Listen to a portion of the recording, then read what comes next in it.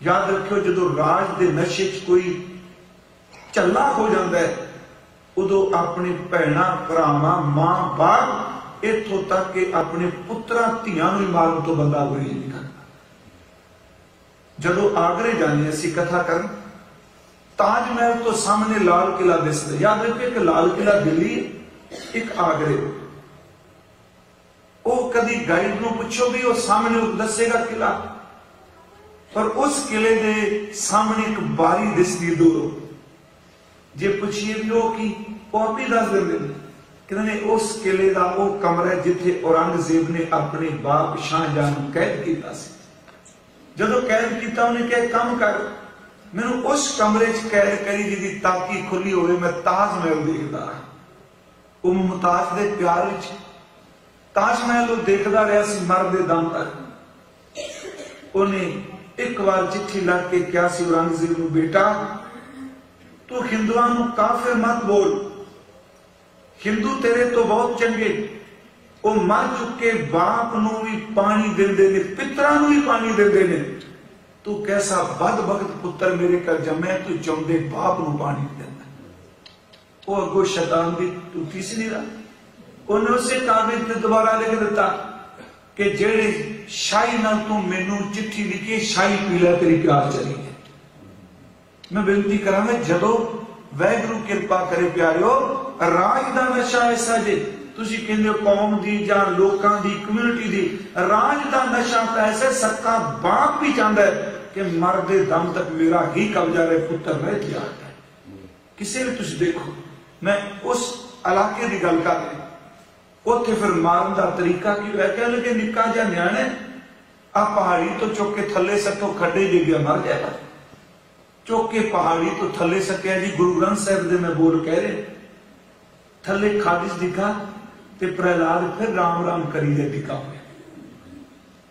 उन्हें कहनू इस तरह करो, खाड़ी चो बच गया, इनू रुख तो चुक के थले पटका के मारो। रुख तो थले सकिया सट दिया सार, सिर पर ने डिगा उठ दिया सार, कपड़े झाड़ के फिर राम राम कहना। उन्हें कहनू पानी सटो, पानी च कत्या तां भी डुबिया। हरनाक्ष ने कहा इन्हें मरना नहीं। उन्हें फिर अपनी भैन जिन्हों ढूंढा कहते संस्कृत का नाम होलिका, ढूंढा भी वह नाम सी। उस होलिका वासी कुछ विद्वान कहते कोई चादर सी, वो लपेट लवे तो उन्होंने अग नहीं साड़ सकती। उन्हें क्या तू इस प्रहलाद नूं बलदी कोई अग च लैके बैठ, तू तो सड़ना कोई नहीं, एक घट्टो घट बाहर ना भजे, अग तो सड़ेगी। गुरु ग्रंथ साहिब कहते रब की खेड वापरी जी। हुण इहनूं आपां आस्था नाल बाणी नूं पढ़ीए। मैं हर रोज एक गल ते जोर दे रहा, अपनी सियाणप दा मत्था टेकन जी पढ़ा जे सानू नहीं समझ ते गुरु जी नूं कह दईए भी सानू समत बख्शो, पर इहदा मतलब यह नहीं जिहड़ी मैनू समझ नहीं उस तो अगे ज्ञान खत्म हो जाता। नहीं, सतगुरु ने तो किते दावा नहीं किया, असी दावा करने नहीं हो नहीं सकता। तुसी देखो जिन्हां लोकां ने सृष्टि बारे दावा किया, मैं तुहानूं जपजी साहिब जी एक दिन तुका सुना देना, पर सब नूं चेते। इस्लाम ने क्या 7 तबके, 7 आकाश 7 पताल 14।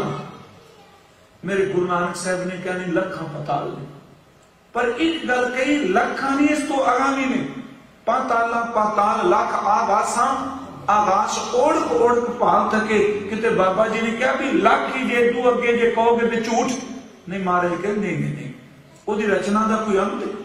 दूसरा तुसी बचन पढ़ दे सृष्टि की रचना बारे, हिंदुइज्म इनू ब्रह्मा की उत्पत्ति मानता है, ब्रह्मा कमल के फुल चो पैदा होया मानता है।